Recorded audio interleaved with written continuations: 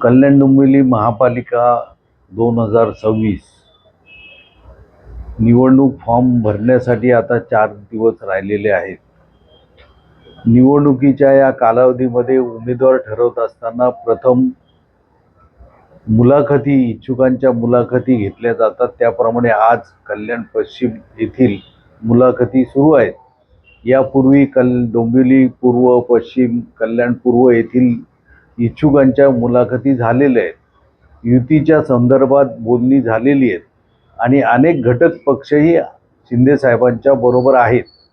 त्यामुळे या सर्व घटक पक्ष आणि BJP बरोबर जी बोलणी चालू आहे ती पूर्ण झाल्यानंतर शिंदे साहेब स्वतः उमेदवारांची यादी जाहीर करतील.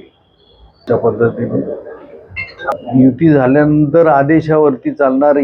कोणी इच्छुक किती असले, कोणाची इच्छा किती असली तरी पक्षाचा AB फॉर्म दिला जातो, तोच खरा अधिकृत उमेदवार असतो. त्याच्यामुळे मुलाखती आता घेतल्या जातात. त्याचा योग्य उमेदवार निवड करण्यासाठी सोपं जावं म्हणून या मुलाखती घेतल्या जातात. तो प्रत्येक पक्षांनी त्या बाबतीमध्ये काळजी घ्यायची आहे. जे सिटिंग उमेदवार आहेत ते अपेक्षा ठेवून असतात.